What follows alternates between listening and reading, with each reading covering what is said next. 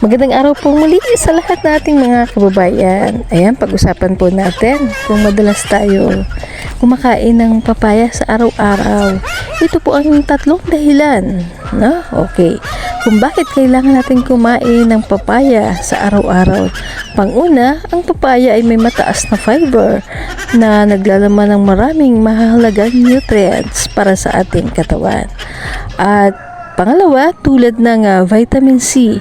Pag-uusapan natin mamaya kung ano ba yung naglalaman sa vitamin C at vitamin A. Ang papaya ay puno ng antioxidants na maaaring mabawasan ang pamamaga at labanan ang sakit at tulungan tayo na mukhang bata. Ayan, pag-usapan na po natin ngayon ano ang vitamin C. Ang vitamin C, natural na sangkap na matatagpuan sa ating mga kinakain na fresh na papaya. Ito ay tumutulong sa pagbigay ng protekta ang iyong mga body cells. Nasa panahon ngayon, no? At ano ba, yung mga kabataan natin gumagamit ng mga social media, ng computer, ayan, napakataas ng radiation syempre.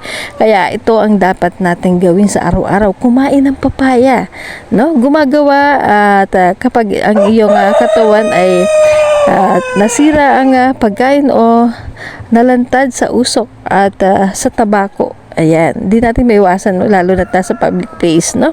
Kaya be careful sa mga nakakalanghap ng usok ng sigarilyo, ng mga tambutso.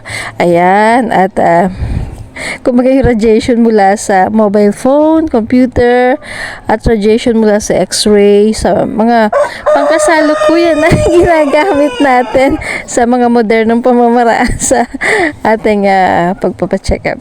Hindi na iwasan, no? Ang vitamin A ay gumaganap ng isang papel sa cancer, sa tulad ng sakit sa puso at mga iba pang sakit, no? At ang vitamin C ay kumakain ng mga tissue sa lahat ng mga bahagi ng katawan na tinutulungan ito ang katawan na gumawa ng mga collagen, tendons, ligaments at mga daluyan ng ating dugo sa katawan. Okay. Ang vitamin C ay kinakailangan ng tao para sa pagpapagaling ng mga sugat at pagkukumpuni at pagpapanatili ng mga buto at ngipin, pagpapatibay, no?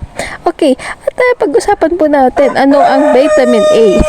Ayan, kumbaga ay nakakatunaw ng mga taba para sa mga nagda-diet na mga ate, kumare, mga nanay na umiiwas sa mga too much sweet, too much fat, no? Saka yung mga too much salt, no? Ito ang pamamaraan, no? Kumain lang tayo ng papaya. Ano ang vitamin A na nakakatunaw ng taba at ito ang natural na maraming sangkap na nutrients sa ating pagkain. Ang vitamin A ay mahalaga para sa normal na paningin. Lahat naman tayo syempre may mata. Kailangan natin ng maging malinaw ang salamin ng ating katawan. Yan ang ating mata. Okay, kaya pag kumain ng papaya, tayo ay gaganda at ang ating pang eye vision ay magiging malinaw.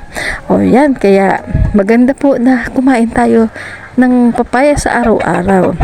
At ganun din, at maliban sa paningin, no, pampalakas ng immune system. Lahat naman tayo ng mga nagtatrabaho ay kailangan natin ang puhunan ay maging malakas, malusog at walang sakit. At ito pa ang pinakamahalaga sa lahat sa reproduction, no? At pagpalago at pag-unlad ng ating kalusugan at tinutulungan din ng vitamin A ang inyong puso na gumagana ng maayos ang mga daluyan ng dugo at ang iba pang mga body organs ng tao. Kaya ano pang gagawin natin? Kailangan kumain ng papaya araw-araw. At maraming salamat po sa inyong lahat.